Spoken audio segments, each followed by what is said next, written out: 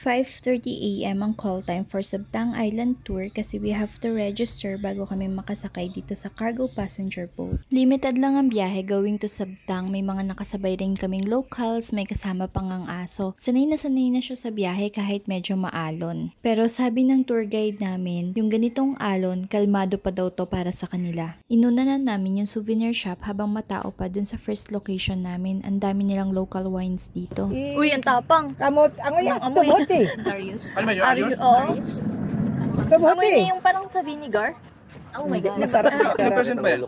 9, di ba? No, no. Oh. Sarap Pero- yan. Eh, paano pag hindi po drinker? 9%. Tikman mo. Wag na po, ito na lang pag di ko po na ano. Masarap yan. Ay, Sarap yan. sabi sa'yo eh. Pambabaeng alak yan. Parang walang alak. Ah, talaga? Ano lasa? Walang Kukuha alak. niyan. Parang medyo konti. Subukan mo nga maasim. pag mga lahati ka Parang yan. hindi nga eh. Hindi maasim pero yung amoy niya maasim. Oo.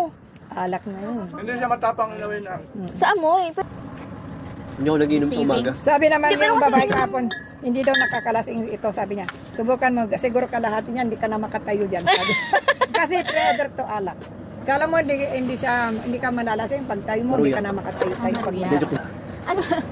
Gali ba din? minsan May konting daging, tamis siya minsan siguro. kamote. Kahit Ayan, ano, ayan, basta may umiinit halo, na maruyan. dito. Umiinit. Kaya lang ayun, Hindi, wala wala kaming siyang guhit, banana parang din. Jason. warm lang yung, parang ako uminom Jason. ng Jace. Siya. Mas matapang yan. Tama na po yan. Yan tama na po yan. napapasarap niyan. Baka, Tikman mo. paano ko Doon ka po sa ito may asin. iinumin? Isang inuman lang ang sarap niyan. Napasubo tayo. Bottoms up daw. Doon ka sa may asin. Mamay nga. Kailangan ko po ubusin?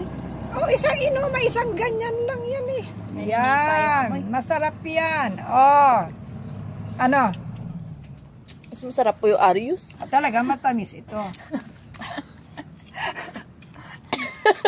Bago pa nga ako tamaan sa mga free taste na wines, pumunta na kami dito sa aming first location dahil nakaalis na yung ibang tourist. Medyo nagtagal kami dito kasi sobrang ganda talaga ng paligid. Napakapayapa, very refreshing. Medyo mahinahon din yung hangin. Sayang hindi ko na dinala yung drone ko kasi nga nagtawid dagat kami.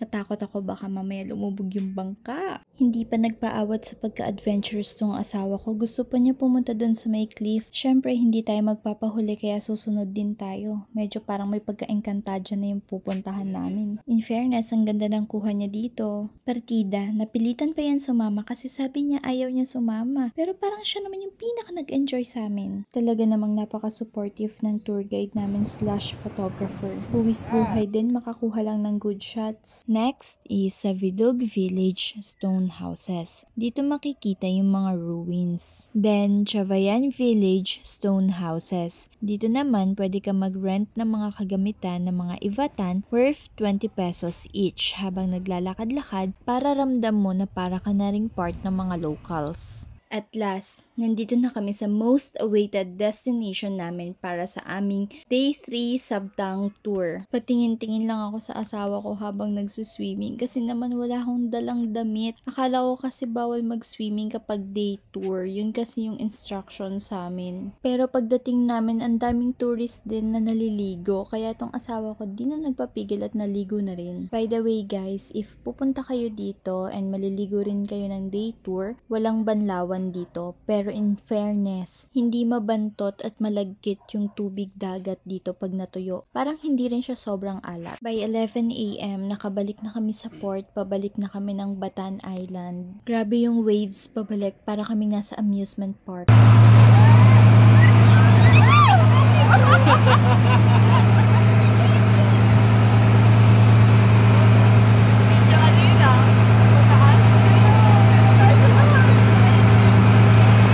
Dahil maaga natapos yung tour namin, nag-decide kami na magpahatid sa Fondasyon Pasita para doon kami mag-lunch. Guys, take note, if ever na gusto nyong kumain dito, please make sure na meron kayong allotted budget kasi medyo pricey yung meals nila, even beverages and desserts. Umabot kami ng 3,200 pesos, 3 lang kami, pero kasama na dun yung service charge. For solo meals, nag-order lang kami ng pasta, soup, and burger. Then, nag-order kami ng pizza for sharing, tapos dessert sa akin, tsaka kay ate. After eating, bumaba kami sa gallery nila. Nag-enjoy kami dito sa chair nila. Then, after namin mag-view dito sa gallery, umuwi na rin kami. And we're so lucky, nakalibre kami kami ng dinner kasi merong pa late Christmas party yung owner ng hotel na nabook namin. So pati kami na invite to eat with them. Ang generous nila.